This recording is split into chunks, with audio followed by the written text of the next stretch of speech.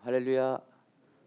이 새벽 예배 가운데 춤을 뚫고 아버지 앞에 나와서 예배드리는 모든 성도님들의 마음 가운데 하나님께서 귀한 은혜를 부어 주실 줄을 믿습니다. 여러분, 다람쥐를 알고 계시죠? 정말 귀엽지 않습니까? 저도 한때는 이 뭘 먹을 때면 다람쥐 같이 귀엽다고 듣던 때가 있었습니다. 근데 그렇게 말한 사람이 지금은 징그럽다고 합니다. 그렇게 말한 사람이 누구인지 말을 하지 않아도 아실 거라 생각이 드는데, 아무튼 이 도토리의 제철인 9월부터 12월까지 풍성한 이 가을날, 이 다람쥐는 도토리를 이 배부르게 먹고 나중에 먹으려고 땅속에 감추어 둔다고 합니다. 그런데 안타까운 것은 다람쥐는 이 자신이 이 도토리를 묻어둔 곳을 모두 기억하지 못한다고 하죠. 겨우 몇 곳만을 기억해낸다고 하는데, 때로는 우리가 이 핸드폰을 들고 다니면서 이 핸드폰 어디 있지 하면서 어디에 두었는지 잊어버리고 이 왔다 갔다 하는 모습과 같지 않나 생각해 봅니다. 이 다람쥐가 다 기억하지 못해서 이 먹을 수도 없는 이 도토리를 땅속에 감추느라 무의미하게 고생만 한다고 우리는 말할 수 있겠지만, 깊이 생각해 보면 이 다람쥐의 이 행동은 의미가 있는 일입니다. 왜냐하면 다람쥐가 감춰둔 이 땅속의 도토리가 싹을 틔우고 또한 이후에 세월이 지나면 커다란 도토리 나무가 되어 훗날 새끼들이 먹고 살아갈 맛있는 도토리가 열릴 것을 생각한다면 이 얼마나 의미 있는 일이겠습니까? 이처럼 우리가 의미 있는 일이라고 생각했던 일들 중엔 무의미하게 끝나는 일들이 있습니다. 반대로 당장은 무의미한 일처럼 보이지만 시간이 흘러서 매우 중요한 의미가 되는 일도 있습니다. 우리가 하고 있는 일이 의미 있는 일인지 무의미한 일인지는 우리가 맞이할 또 다른 시간과 또한 또 다른 상황과 또 다른 사람들 속에서 결정될 수가 있습니다. 우리가 진심을 다하고 있다면 당장은 무의미해 보이는 일이라 해도 언젠가는 의미 있는 일이 된다는 것이죠. 의미가 있는 일이란 결국 가치가 있는 일이란 것입니다. 성도님들에게 있어서 현재 의미 있고 가치 있는 일들이라 생각되는 것은 무엇이 있으십니까? 대부분의 사람들은 돈이 되어야만 가치가 있는 것으로 치부합니다. 절대로 틀린 말은 아닙니다. 하지만 당장 돈이 되는 것은 아니지만 아주 가까운 미래 아니면 먼 훗날에 사람들이 소중하다고 여길 수 있는 것이라면 현재의 돈보다 중요한 것 아니겠습니까? 오늘 본문 말씀에서는 하나님 앞에서 의미가 있고 가치가 있는 것이 무엇인지 분명히 말씀하고 있는데, 이 7절 8절 말씀을 함께 읽어보도록 하겠습니다. 7절 8절 말씀입니다. 시작.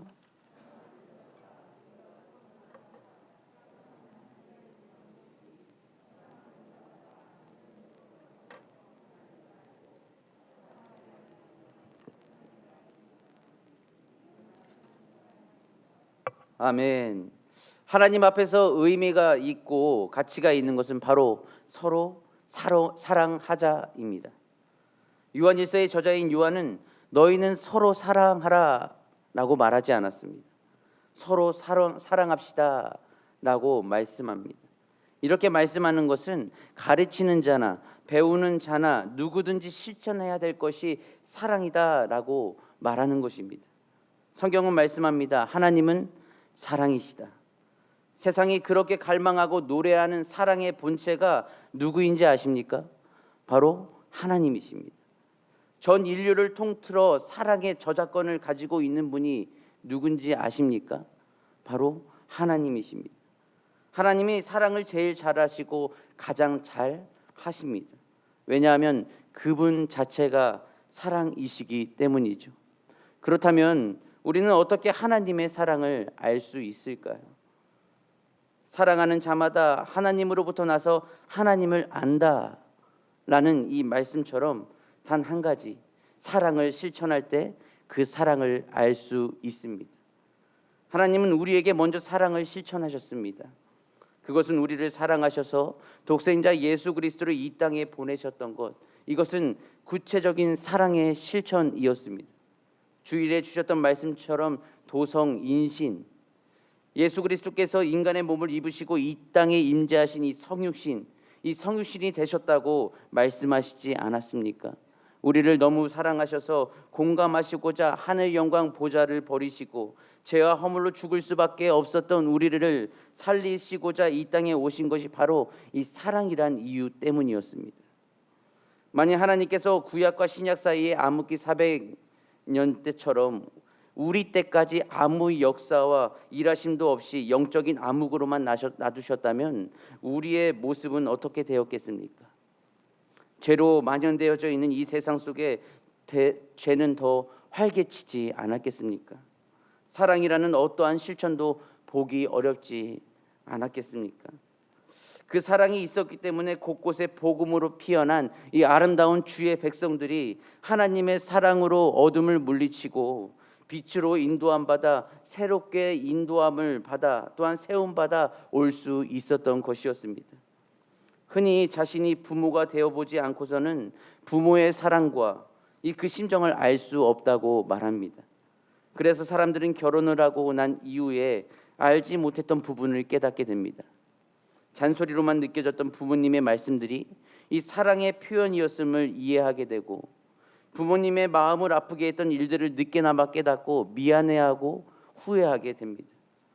어린아이들이 뜨거운 냄비를 만져보아야 이 뜨거움의 고통을 경험하게 되듯이 우리 또한 사랑의 실천을 통해 깨닫게 되어지는 것 같지 않습니까?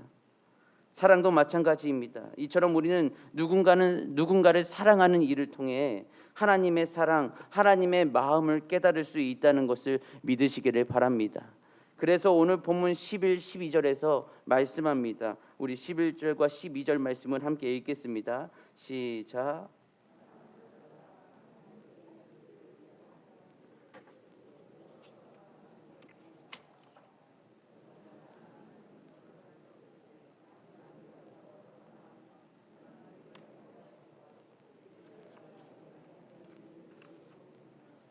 아멘. 우리가 서로 사랑하면 하나님의 사랑이 우리 가운데에서 완성된다는 것을 믿으십니까? 말씀 못 믿으십니까? 12절 말씀에 온전히 이루어지느니라, 이 말씀을 세번역 성경에서는 이렇게 말씀합니다. 하나님의 사랑이 우리 가운데서 완성된 것입니다. 로마서 13장 8절에도 말씀합니다. 남을 사랑하는 자는 율법을 다 이루었느니라. 우리가 사랑하면 하나님의 사랑이 우리에게서 완성된다는 사실은 우리에게 크나큰 유익을 준다는 것을 말씀하고 있습니다. 그것은 무엇인가? 17절에서 말씀합니다. 바로 우리로 하여금 심판날에 담대함을 가지게 하려는 것이다. 이렇게 담대해지는 것은 그리스도께서 사신 대로 또한 우리도 이 세상에서 그렇게 살기 때문에 그렇게 살았을 때에 반드시 이 담대함은 우리에게 주어진다는 사실입니다. 이로 인해 성경은 우리에게 말씀합니다. 사랑에는 두려움이 없고 완전한 사랑은 두려움을 내쫓는다. 그런데 두려워하는 사람은 아직 사랑을 완성하지 못한 사람이다. 이것이 바로 18절에 나타나는 말씀입니다. 서로 사랑하면 우리 마음에는 이 심판날의 담대함이, 만약 사랑하지 않으면 우리 마음에는 두려움이 온다면 우리는 어느 것을 선택하여 실천하며 나아가시겠습니까? 하나님과 이웃을 사랑함으로 담대함을 얻어 나아가는 것이 하나님께 영광, 또한 나에게는 기쁨이 넘치는 길이지 않겠습니까? 우리가 하나님의 자녀라면 이 사랑이란 특권 가운데, 이 우리에게 주어진 책임 가운데 최선을 다할 수 있기를 소망합니다. 이 특권과 책임을 다할 때 이 땅에서는 의와 평강과 희락의 하나님 나라가 반드시 우리의 주변을 통해 이루어질 것입니다. 하나님의 사랑을 완성하는 통로가 바로 우리가 되어진다는 것을 믿는다면, 연약하고 부족하지만 우리가 오늘도 기도하고 움직이며 실천하고자 할 때 우리를 통해 하나님은 반드시 일하신다는 것입니다. 성령님을 보내주신 이유가 있는 것이고, 성령님께서 우리를 깨닫게 하시며 하나님의 마음을 알게 하시는 것도 이유가 있는 것입니다. 목적은 하나님의 나라. 모든 자들이 이 사랑 안에서 함께 거하며 나아갈 때에 그 안에서 평안은 이루어질 것이며 그 하나님의 터치하심과 사랑을 통하여서 가정은 평안이 오고 모든 주위에 있는 많은 자들에게 하나님의 살아계심의 역사로 인하여 구원의 역사로 이루어지는 일들이 일어난다는 것을 믿으시기를 바랍니다. 혹시 유덕종 교수님을 아십니까? 의과대학에 입학한 후 기독교인이 되면서 이 아프리카를 향한 마음이 확정되어 이 우간다에서 의사로 사명을 다한 분이셨습니다. 이 유덕준 교수님은 우간다에서 23년이라는 책을 쓰셨는데 그 중에 이런 내용이 있습니다. 내가 그들을 치료한 것처럼 보이지만 실상은 그들을 통해 내가 치유받았습니다. 낮아짐에 행복이 있습니다. 실력도 친절도 중요하지만 진정으로 환자를 이해하고 도우려는 사랑이 중요한 것 같습니다. 라는 내용이었습니다. 이 유덕준 교수님은 아프리카로 간다고 했을 때 주위에서 이러한 소리를 들었답니다. 미친놈. 이해되지 않습니까? 자기의 재능이 정말 있고 의사로서 이 세상, 이 한국에서 살아갈 때에 정말 떵떵거리며 많은 돈을 벌 수 있는 그러한 길이 열려져 있는데 아프리카로 간다고 했을 때 주위에 있는 사람들은